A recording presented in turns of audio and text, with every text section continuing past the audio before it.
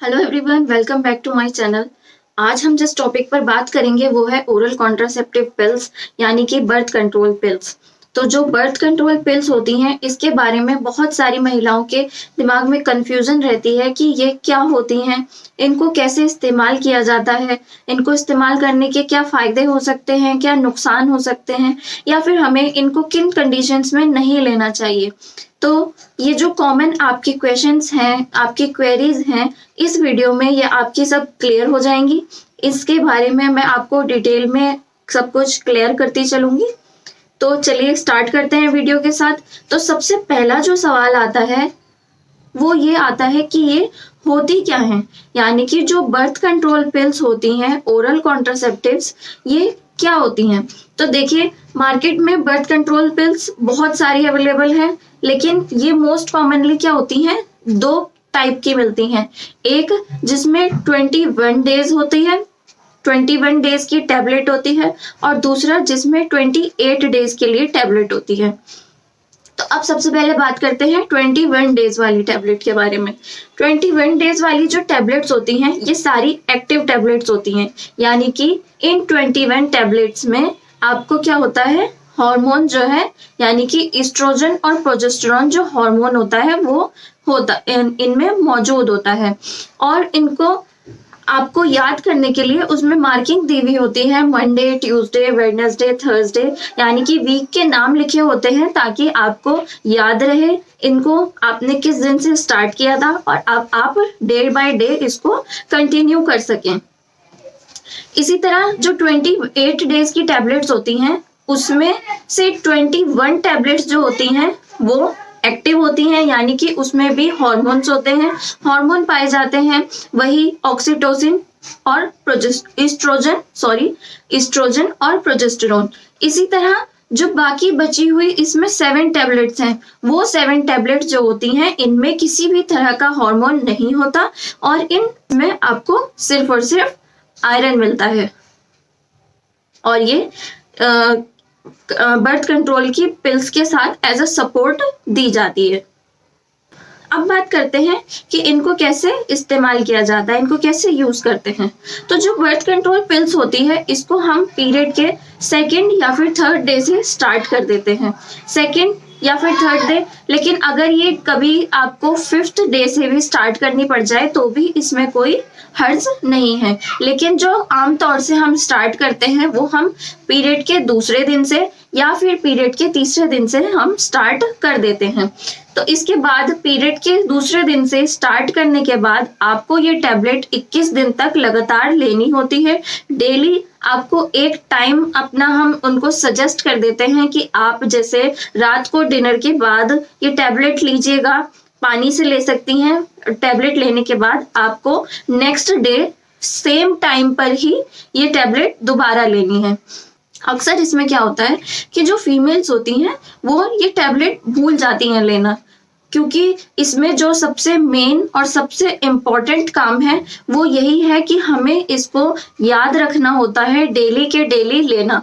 क्योंकि अगर आपने मान लीजिए इसको आज डिनर के बाद रात को 9 बजे लिया और नेक्स्ट डे आप भूल गई, या आपने 9 बजे के अलावा आपने 6 बजे ले ली, आपने 7 बजे ले ली, या आपने 12 बजे ली रात को, तो ये क्या होता है, इसकी वजह से जो हार्मोन होते हैं उनका इम्बैलेंस हो जाता है। क्योंकि अभी जैसा मैंने आपको बताया कि इन टैबलेट्स में सिर्फ और सिर्फ हार्मोन का कंपोनेंट होता है।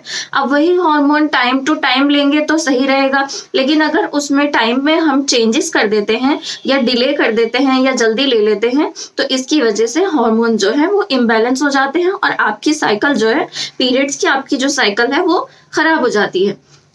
तो इसके लिए आप सबसे मतलब इजी क्या कर सकती हैं, आप अलार्म लगा सकती हैं कि आपने रात को 9 बजे 10 बजे का अलार्म लगाया और डेली के डेली आपने वो टैबलेट ले ली। अब बात करते हैं, अगर किसी केस में किसी दिन मुझसे ये टैबलेट खानी मैं भूल जाऊं तो मैं क्या करूं। सबसे इम्पोर्टेंट क्वेश्चन ये है।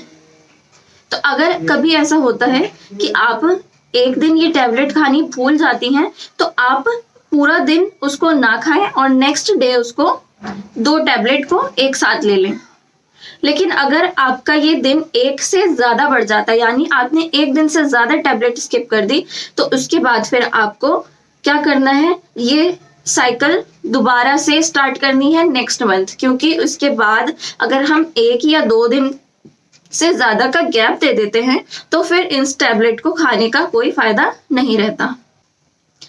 अब क्या करते हैं कि 21 डेज खाने के बाद हम 7 दिन का गैप लेते हैं। 7 दिन हमें टैबलेट नहीं खानी होती, और इस 7 दिन में आपको जो पीरियड है वो आ जाता है। अब वो पीरियड जो है वो आपको हैवी ब्लीडिंग भी हो सकती है, आपको कम भी हो सकती है ब्लीडिंग, या फिर ऐसा हो सकता है कि आपको स्पॉटिंग हो। तो इसमें कोई भी घबराने वाली बात नहीं है।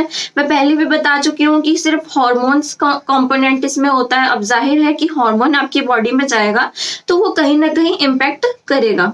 तो इसलिए अगर आपको कम ब्लीडिंग हो रही है या आपको हैवी ब्लीडिंग हो रही है तो आपको घबराना नहीं है। स्टार्टिंग में आपकी बॉडी को एडजस्ट होने में थोड़ा सा टाइम लग सकता है। तो आपने 21 डेज खाई, 7 डेज का गैप लिया, उसके बाद आप 8वें दिन से इसको फिर से शुरू कर सकती हैं। आपने इसको 21 डेज लिया, 7 दिन का गैप लिया, 8वें दिन से आपने शुरू करी। यही करते करते आपको ये टैबलेट 6 मंथ तक खानी होती है। 6 महीने खाने के बाद आपको 1 महीने का गैप लेना जरूरी होता है, यानी कि 6 महीने आपने कंटिन्यूअस खाई और 7वें महीने का आपने गैप दिया, फिर आप इसको अगर स्टार्ट करना चाहती हैं तो आप 8वें महीने में इसे फिर से स्टार्ट कर सकती हैं।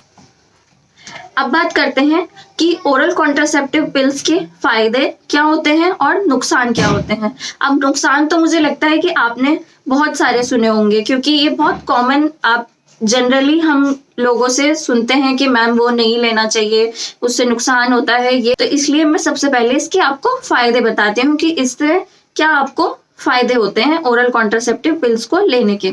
तो सबसे पहला फायदा जो इसमें ये है वो इसके जो आपके पीरियड्स हैं वो रेगुलर हो जाते हैं। यानी किसी भी फीमेल के लिए उसकी लाइफ में उसके पीरियड का साइकिल रेगुलर होना बहुत ज्यादा इंपॉर्टेंट होता है, बहुत ज्यादा जरूरी होता है। अब ये टैबलेट क्या करती हैं, जब आप इनको लंबे समय के लिए लेते हैं तो ये आपके पीरियड्स को रेगुलर कर देती हैं, क्योंकि इनमें हॉर्मोन्स होते हैं। सेकेंड क्या है कि इसमें जो ब्लड लॉस होता है पीरियड्स के टाइम पर वो भी कम हो जाता है। यानी कि आप इसको रेगुलरली लेती रहेंगी तो अगर किसी फीमेल को हैवी ब्लीडिंग की परेशानी थी, उसको हैवी ब्लीडिंग होती थी पीरियड्स के टाइम पर, तो उसकी ब्लीडिंग भी कम हो सकती है। नेक्स्ट, थर्ड पॉइंट इसका क्या है कि जब ब्लीडिंग आपको कम होगी तो इससे क्या होगा कि आपकी बॉडी में जो ब्लड लॉस है वो भी कम होगा, और ब्लड लॉस कम होने की वजह से आपकी बॉडी में एनर्जी ज्यादा रहेगी, यानी कि आप फ्रेश ज्यादा महसूस करेंगी, एनर्जेटिक महसूस करेंगी। फोर्थ पॉइंट है इसका कि जो प्री मेंस्ट्रुअल सिम्टम्स होते हैं, प्री मेंस्ट्रुअल सिम्टम्स यानी कि किसी महिला को पीरियड आने से पहले ही कुछ सिम्टम्स आने लगते हैं कि उसकी ब्रेस्ट में पेन होना लगता है, उसको ब्लोटिंग होने लगती है, हेडेक होने लगता है, मूड स्विंग्स होने लगते हैं। इस तरह के जो सिम्टम्स होते हैं वो इन टैबलेट को लेने से सबसाइड हो जाते हैं, यानी कि कम हो जाते हैं। नेक्स्ट पॉइंट जो है फिफ्थ, इसमें क्या है कि जो पीरियड्स के टाइम पर पेन होता है किसी किसी को बहुत ज्यादा और किसी किसी को बहुत कम, लेकिन ये जो पेन है वो भी इन टैबलेट्स को लेने से कम हो जाता है। अब छठा पॉइंट क्या है कि इन टैबलेट को लेने से जो कैंसर होता है उसके भी रिस्क को कम किया जा सकता है। तो 3 मोस्ट कॉमन टाइप के कैंसर जो हैं जिसमें है ओवेरियन कैंसर, एंडोमेट्रियल कैंसर और कोलोरेक्टल कैंसर, इसमें क्या होता है कि इन टैबलेट्स के लॉन्ग टर्म यूज से इनको प्रिवेंट किया जा सकता है, यानी कि इसका जो रिस्क होता है इन कैंसर के होने का उसको कम किया जा सकता है। अब 7th पॉइंट की हम बात करें तो क्या होता है, जो पीसीओडी, पीसीओएस और एंड्रोमेट्रियोसिस, आपने ये चीजें सुनी होंगी। ये क्या होती हैं, ये हार्मोनल इम्बैलेंस की वजह से आपको होती हैं। पीसीओडी यानी पॉलीसिस्टिक ओवेरियन डिजीज, पीसीओएस यानी पॉलीसिस्टिक ओवेरियन सिंड्रोम। ये क्या होता है, जब बॉडी में हार्मोनल इम्बैलेंस होते हैं तो उस टाइम पर आपकी बॉडी में इस तरह के कंडीशंस आ जाती हैं। अब यही ओरल कॉन्ट्रासेप्टिव पिल्स लेने से आप इनके भी रिस्क को कम कर सकते हैं। तो ये तो हो गई फायदों की बात। अब चलिए इसके नुकसान के बारे में भी बात करते हैं, क्योंकि अगर हम किसी चीज को ले रहे हैं और वो भी हार्मोनल हमें पता है, तो इसके फायदे होने के साथ साथ कुछ नुकसान भी होंगे। अब इसके नुकसान में सबसे पहला और सबसे कॉमन जो आता है वो आता है नोजिया या वॉमिटिंग, यानी कि जी घबराना या फिर उल्टी होना। ये क्या होता है कि महिलाएं सबसे ज्यादा इसी चीज की शिकायत करती हैं कि मैम हमें ये टैबलेट स्टार्ट करने के बाद से मेरे को मन भारी भारी रहता है, मुझे उल्टी जैसा लगता रहता है। ये इसका मोस्ट कॉमन नुकसान है। दूसरा, आपको हेडेक हो सकता है, सिर में दर्द, यानी आपको स्ट्रोक हो सकता है, आपका बीपी बढ़ सकता है और आपको ब्रेस्ट कैंसर के होने के चांसेस भी बढ़ सकते हैं। अब बात करते हैं कॉन्ट्रा इंडिकेशंस की। कॉन्ट्रा इंडिकेशंस यानी कि कौन सी महिलाएं इस दवाई को नहीं ले सकती या उनमें ये देना मना होता है। तो इसमें सबसे पहला, 40 साल से ज्यादा की महिलाओं को ये टैबलेट्स नहीं लेनी चाहिए। दूसरा, अगर आपकी एज 30 या 35 है और आप स्मोकिंग करती हैं तो भी आपको ये टैबलेट्स नहीं लेनी चाहिए। तीसरा, अगर आप पहले से ही बीपी की पेशेंट है, यानी आपका बीपी जो है वो बढ़ा रहता है, आप हाइपरटेंसिव हैं, या फिर आपको स्ट्रोक की हिस्ट्री है, या फिर आपको कैंसर की कोई हिस्ट्री है, तो भी आपको ये टैबलेट्स नहीं लेनी चाहिए। इसी के साथ अगर आपको माइग्रेन है तो भी आपको ये टैबलेट्स नहीं लेनी है। अगर आपको एक्टिव लिवर डिजीज है, या फिर आपको गॉल ब्लैडर में कोई दिक्कत है, या फिर आपकी जो डायबिटीज है वो अनकंट्रोल रहती है, तो इन सब केसेस में आपको ये टैबलेट्स का इस्तेमाल नहीं करना चाहिए। तो ये टॉपिक यहीं पर ही खत्म होता है। मुझे लगता है कि मैंने आपको इसके रिलेटेड जितनी भी चीजें थी वो आपको अच्छे से बता दी हैं, एलैबोरेट कर दी हैं। लेकिन अगर फिर भी आपके मन में कोई सवाल रह जाता है या आपको कोई चीज समझ नहीं आई, तो आप मुझसे कमेंट में पूछ सकते हैं, मैं उसका वहां पर आपको जवाब दे दूंगी। और अगर आपको ये वीडियो अच्छी लगी हो तो प्लीज इसको अपनी फ्रेंड्स और फैमिली के साथ शेयर कर दीजिएगा, वीडियो को लाइक कर दीजिएगा और मेरे चैनल को सब्सक्राइब कर दीजिएगा। Thank you so much. फिर मिलेंगे किसी नए टॉपिक के साथ।